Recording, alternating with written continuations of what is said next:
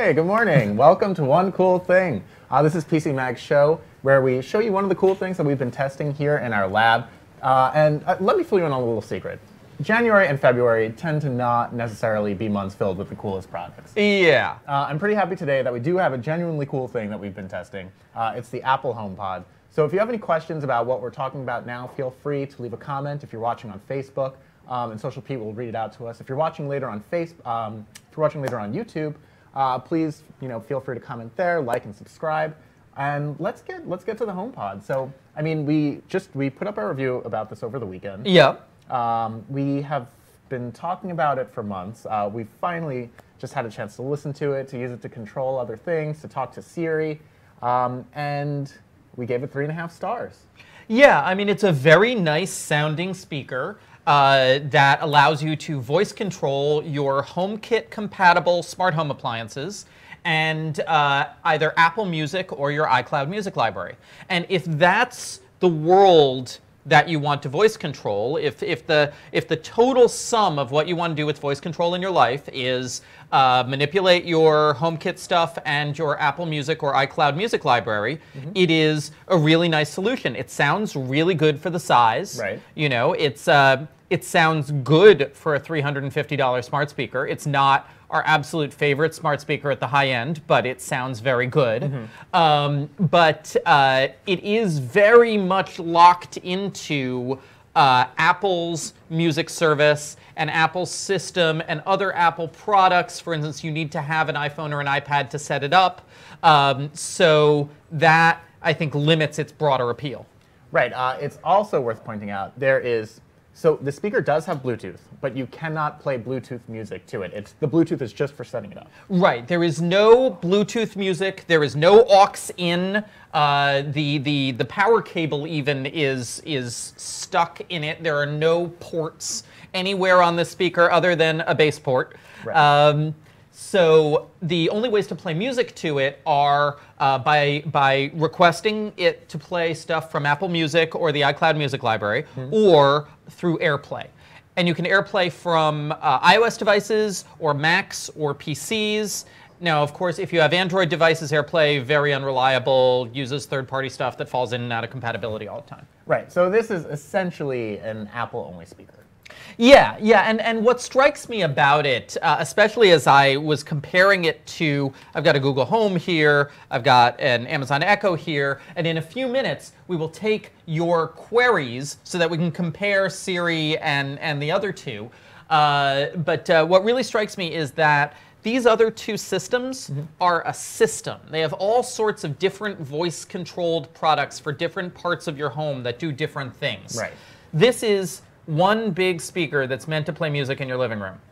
It doesn't have the alarm clock that would be the Echo Spot, or the little thing that sits in your kitchen and reads you recipes that would be the Echo Dot or the Google Home Mini, or the one that sits by your door. You know, this is a speaker that sits in your living room and plays music. It's good for that, not a bigger vision.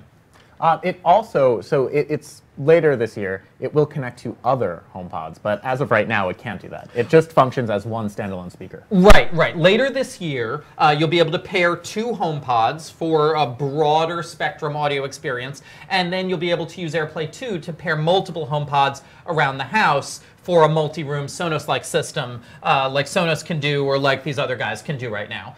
It looks like we're starting to get questions, actually. Someone asks, no Bluetooth streaming. Why is that? Is it because of an audio quality issue, or they just want to lock you into the Apple ecosystem? They want to lock you into the Apple ecosystem. It is perfectly possible to do good lossless Bluetooth streaming. The codec is called aptX. Various devices do it. This is just a case of Apple wants you to use Apple to do Apple things with your Apple in an Apple-y manner. Yeah. It just doesn't play well with others. Any other questions right now?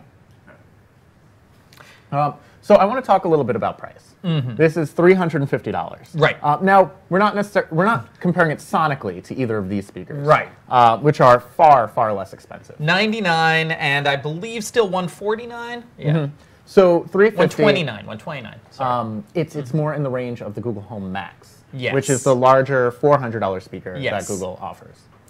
Now in that sort of category, I mean, do we feel that this competes with speakers along those price Yeah, ranges? I mean, it competes. However, so Apple has been really pushing the reality distortion field with the speaker, and they've been kind of letting loose with a lot of audio mumbo jumbo about the magic DSP processing, making the speaker sound beautiful and magic and 3D and spatial and all of that. So our audio expert, Tim Gideon, tore that down, basically, and he said, it's a DSP. You can't change physics with a DSP.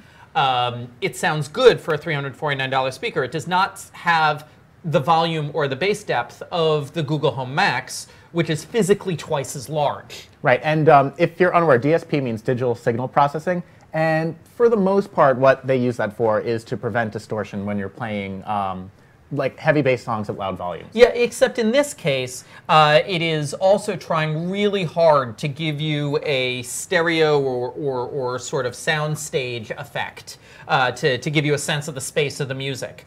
And it does so decently, but not to the magic levels that maybe some other writers have been claiming. Right, it looks like we have a question. Can you initiate phone calls with it? So no. You cannot make phone calls using the HomePod. What you can do is if you start a phone call on your iPhone, you can then transfer the phone call to the HomePod to use it as a speakerphone. It only works with iPhones, and you have to start the phone call on the iPhone side. These other two, the Google and Alexa ones, can, of course, they can make phone calls. You just activated Alexa there. Sorry. So should I play some music? Yeah, let's do it. Okay, let's play some music. Hey Siri. So now you notice, first of all, when I say those words, stop. Sorry. When I say those words, a sort of glowing Siri blob lights up.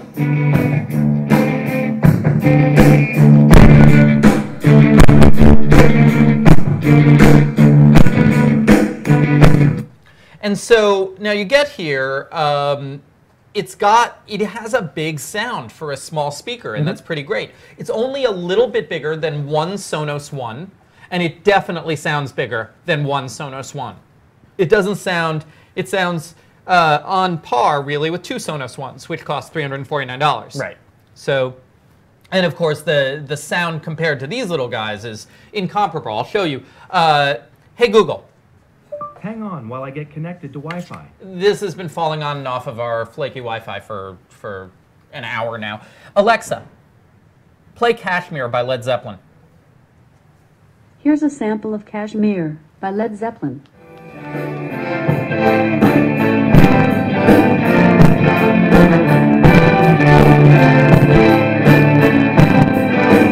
Alexa, stop. So you see, like, this is a $99 speaker. This is a $349 speaker. On the $99 speaker, your song is simultaneously tinnier and muddier. Right. It's much less enjoyable, but of course, it's 3 times the price. Let's take another question. Are we ever going to do a formal comparison between the Google Home Max, Apple HomePod, and the Sonos Play 5?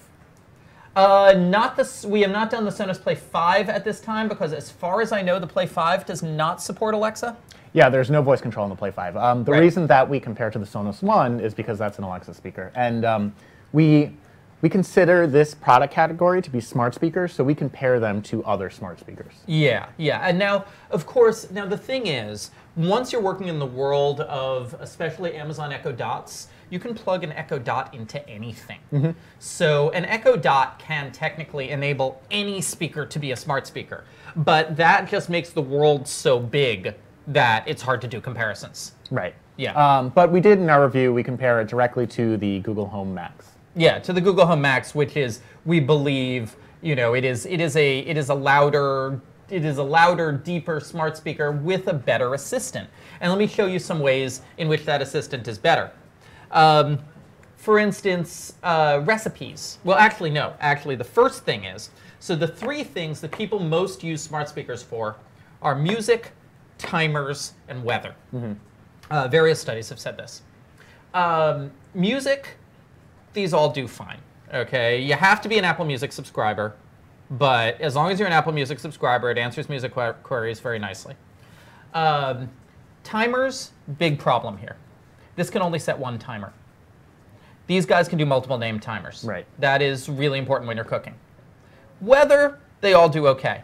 Get outside of those big 3 systems of queries, though, and Siri starts really falling flat. For instance, hey Siri, give me a recipe for spaghetti bolognese. I can't get the answer to that on HomePod.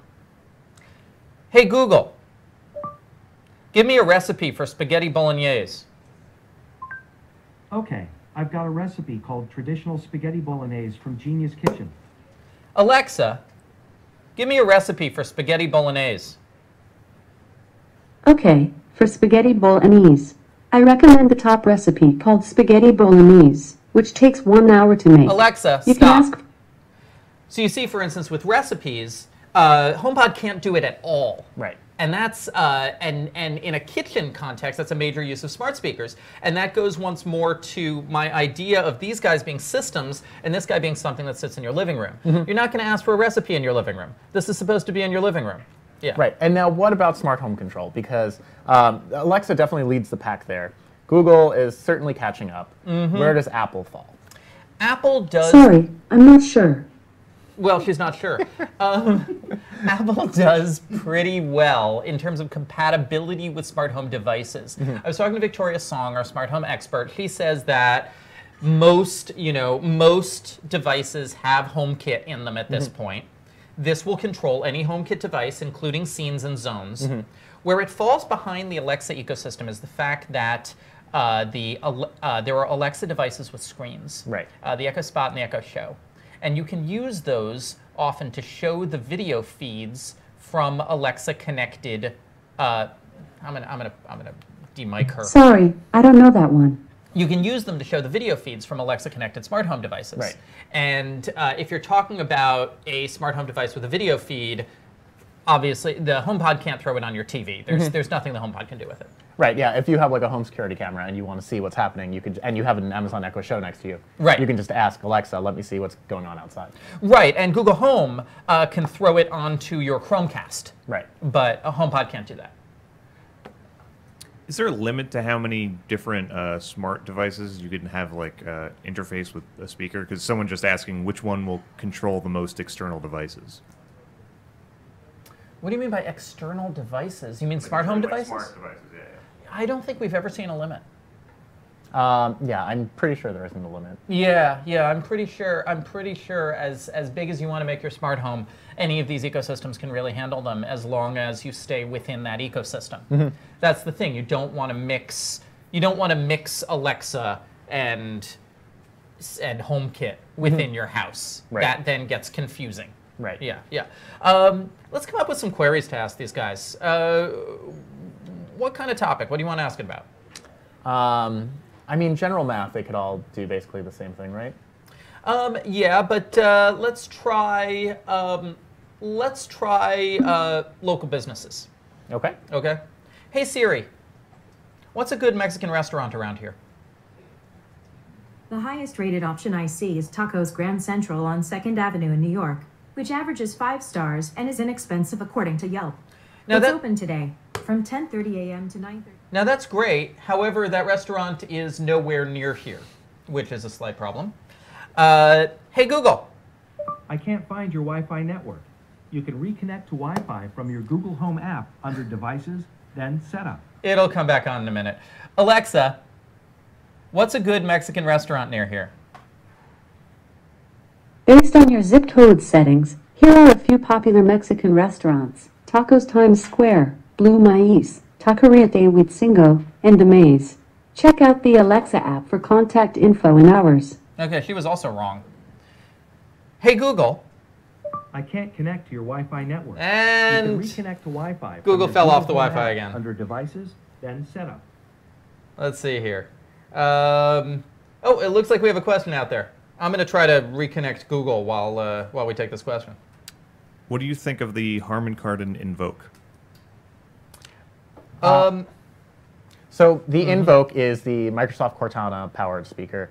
And as a speaker, it's okay. We don't it doesn't sound as good as It's the overpriced HomePod. for how good it sounds. But Cortana falls far, far, far behind any other voice assistant. Cortana does not do anything as well as any of the other voice assistants in any way on the Invoke. And the Invoke does not sound great for a $199 speaker. So the Invoke the Invoke falls behind all of its competitors. Yeah, we don't recommend it. No. Let's take another question. Are these all plugged in? Do they have any sort of battery? No. They do not have any sort of battery. However, once again, when you have a bigger ecosystem, other options happen. For instance, there's the Amazon Tap, which is a battery-powered Alexa speaker. Mm-hmm. There's the Invoxia Tribe, another battery-powered Alexa speaker. You can get this weird battery cradle for your Echo that sits in it and powers it.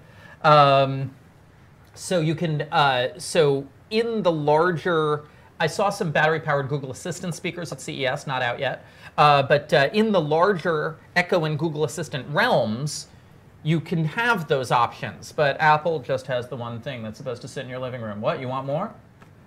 Well, I mean, we don't necessarily know if Apple doesn't plan to release additional mini HomePods or something else in the future. I know, I'm mocking a little, but it's a case of they're catching up. Right. They're catching up to these competitors who are already far ahead. Mm-hmm. So I'm not gonna grade Apple on a curve based on what they could have released in 2016. Right. You know, it's gonna be compared to what's out there now, and the competition is tough.